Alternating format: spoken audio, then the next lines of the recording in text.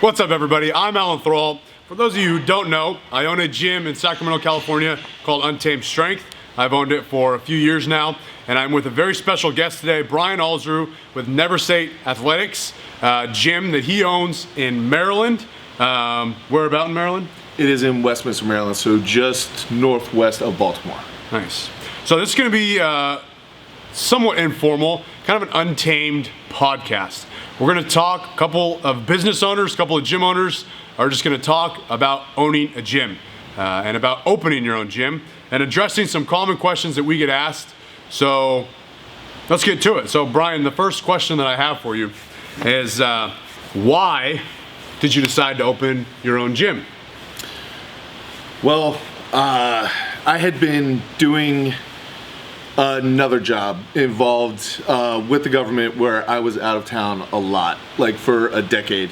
And I got sick of never being home for missing Christmases, missing birthday parties, and when I decided to make the change in job, I realized that I didn't really want to work for anybody anymore. So I wanted to do my own business, and I thought about what am I passionate enough to actually do, throw myself into, and I've always been involved in lifting weights, so I decided that I opened my own gym.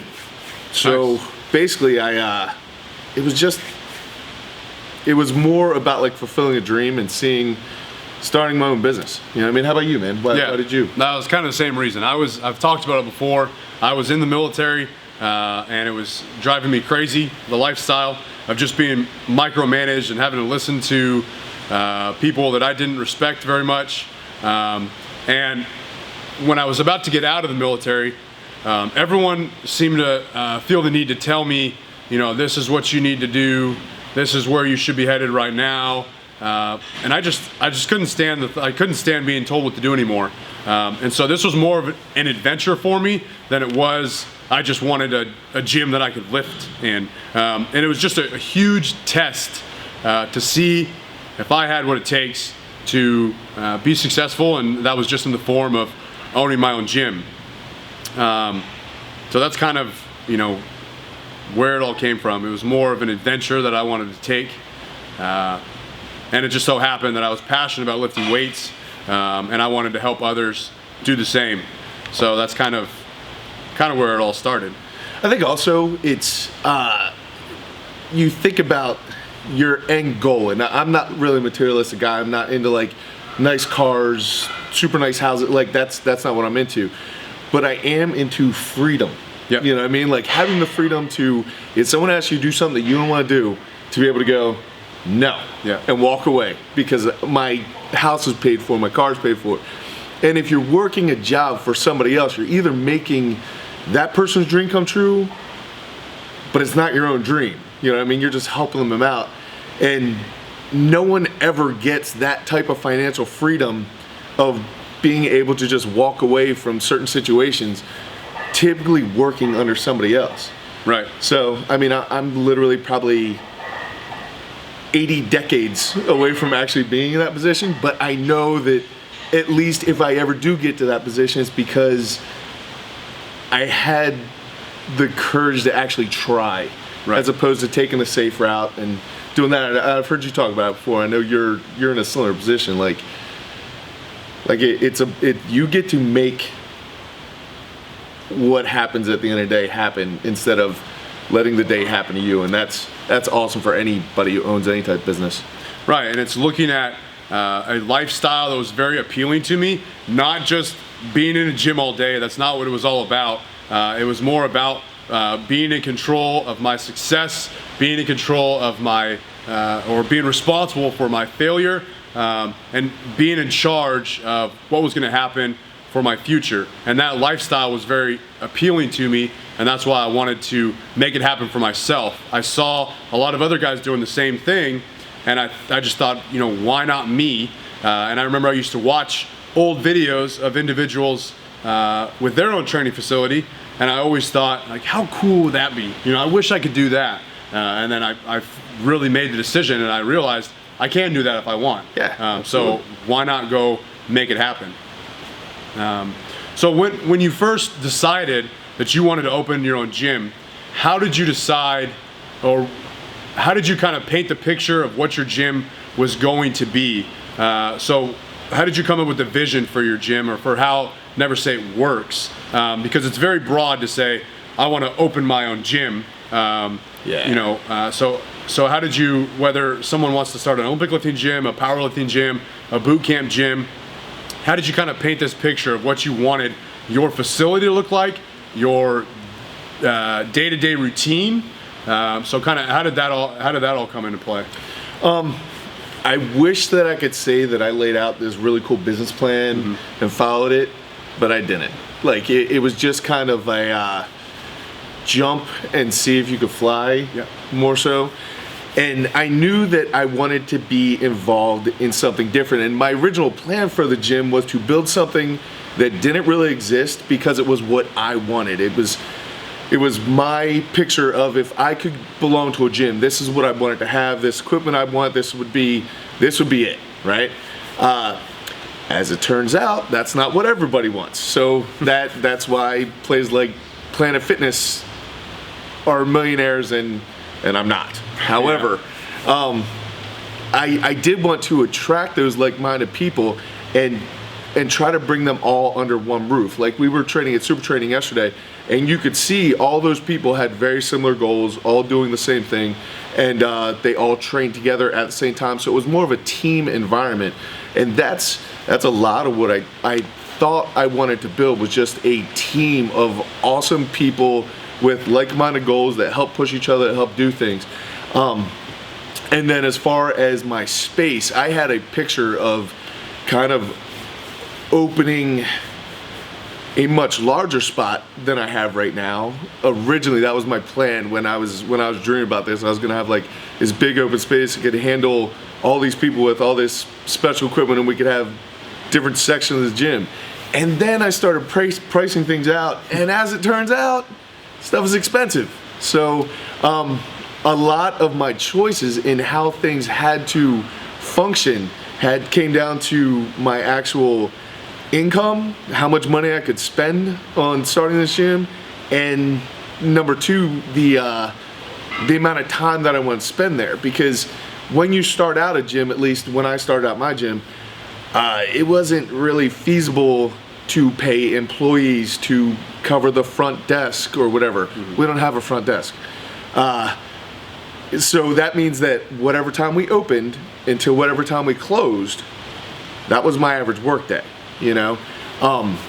So in order to kind of work around that, I decided to go with a class structure at certain times of the day, so that I didn't have to be there from the hours of 10 a.m. until 5 p.m. when the gym is the slowest, so that I didn't just have to be there for the one or two people that might come in over that spread of time. I know you've done a little different. We talked extensively about this, but what about you, man? Like, what was your big vision for? So I learned a lot as I went. All I knew was I want to open a facility, I want to train people, but I didn't really know much past that. What I did know is that I wanted my own facility so that I could train people however I want, and any money or any revenue that I made was going to me only. I knew that I didn't want to go work in a commercial gym as a personal trainer, because I didn't want to train people within the means of the commercial gym. I didn't want 70% of my revenue from personal training going to the gym. So I just wanted to be in complete control. I didn't want to have to answer to anyone. If they said, hey, personal trainers here have to be clean shaven and cut hair, didn't want to have to deal with that. I wanted to grow a beard and a ponytail. I wanted to be in complete control. That meant that I had a lot of responsibility, but I was willing to do it. But when I opened the gym, I didn't know much past, I want a little bit of strongman equipment, I want barbells, and that's pretty much it. And honestly, because I didn't have this vision, at first, it was hard for me to find my target audience. So when I first opened up Untamed Strength, it was actually pretty pathetic. And looking back on it, if I was not the owner and I went in there, I'd probably say, this is not really what I'm looking for. This is not for me. It's not for me. I couldn't make my dream gym at the time because financially I couldn't do it. Absolutely. And so what I had to do was I had to sell the gym myself. So really, everyone who came into the gym worked directly under me. So I would have to take them through a great workout, or I'd have to teach them some stuff that they would go, man, I've been lifting for a long time and I didn't even know this. Thank you. I'm going to come back. I'm going to sign up. So I was really the selling point to the entire gym. That's why I didn't have a basic membership where people could just come in and use the facility, because nobody would want to. So I really, again, had to sell the gym for myself, and I would do conditioning classes. I would do barbell strength training classes. As I went on from there, I realized, I said, what do I need to do to get people to realize there's a strongman gym in the area? Because that was really all that I had going for me was strongman equipment. I couldn't be a weightlifting gym. I couldn't be a powerlifting gym.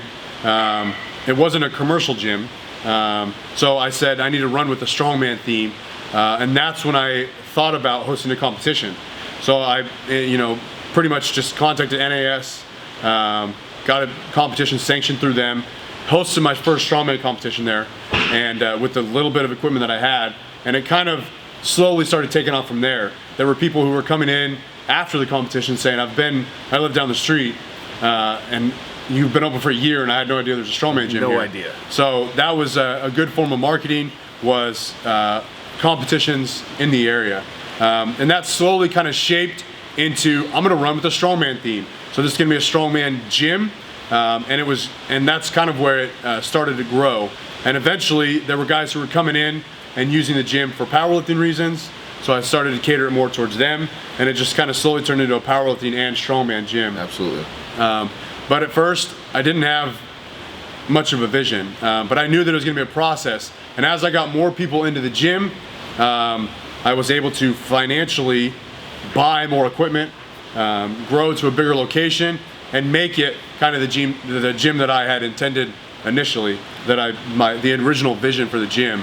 I was eventually able to do that. I think that's really cool, because I'm a couple years behind you in this process. So I'm hoping to get to where you're at. Hopefully, see if that happens. But I think something, we're kind of making these videos for people who have an interest in opening their own gym, right, and they kind of want to know our process. And I think something that people need to realize is, when you have a vision for whatever it is, I think it is super important to stick to it. Stick to your vision. Don't let people really change it, or people tell you it's not going to work, or people think it's stupid. Here's the thing. If you're going to quit your full-time job to chase your dream, then make sure you're still chasing your dream. If someone tells you it's a stupid dream and you should change it, then you're still going to have the same exact regret that you would have had if you never quit your job and went for it in the first place. So you got to stick to your guns. However, realize that dream is going to be lived out in a much different fashion. So like you mentioned, a lot of people get involved in the gym business, and I know you put out that awesome video about this same topic, but a lot of people, when they get in the gym business, think, oh, it's gonna be awesome, I'm gonna be hanging out all the time, and all my buddies are gonna come lift weights and do all this stuff. But what you don't realize is that owning a gym isn't really so much about the gym.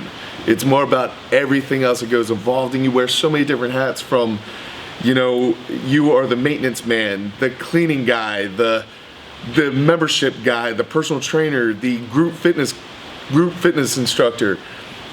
You're all those things. You're the motivator, you're the educator, you're the programmer, you have to do all the finances. All the finances, all the web page, all of that is on you. Unless you have some ridiculous amount of money where you can start off paying people right off the bat to do all this stuff for you. And maybe you're in a different situation than either one of us were, but at the beginning, you work like a dog. Mm-hmm. And I'm not sure when the time comes when you stop working like that, but it almost becomes it's just what you do. It's what life is. If you thought you worked a lot because you work 8 or 10-hour days, owning your own business, you work, your life is work. Yeah, that's what you do. Business owners don't work 9 to 5s, they work 5 to 9s. Yes.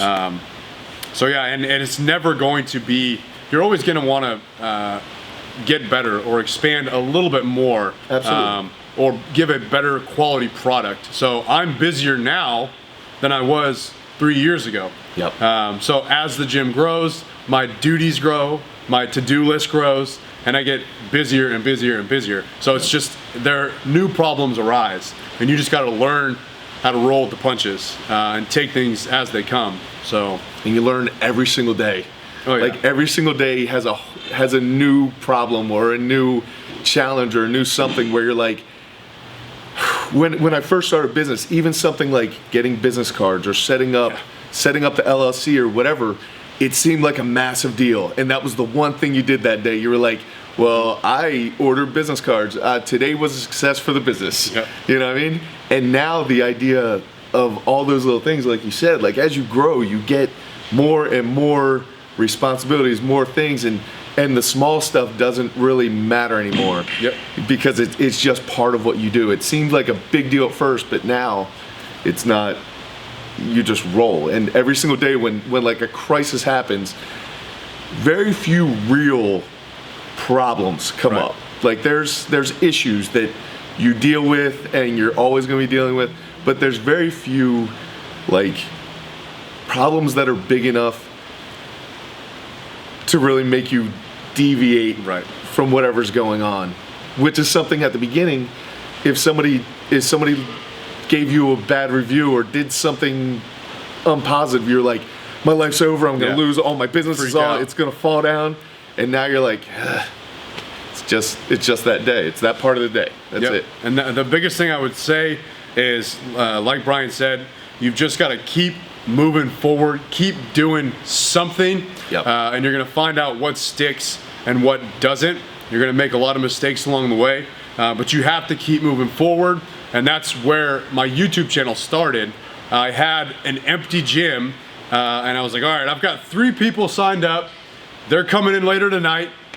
How do I get more people? And I had exhausted other forms of marketing. I bought a bunch of postcards. I literally took 2 of my brothers. We got in the back of my truck. I drove around we had like 5,000 postcards. We drove around. They threw them on each driveway in the area, and I got probably 4 phone calls, and all of them were pissed off people that were mad for littering on their front yard. So it didn't do anything for me. I literally arts and crafts made, because I didn't have the money to buy these nice posters, I made posters, and I have pictures of them somewhere, and I would put them up on intersections, and they would stay up there until someone tore it down.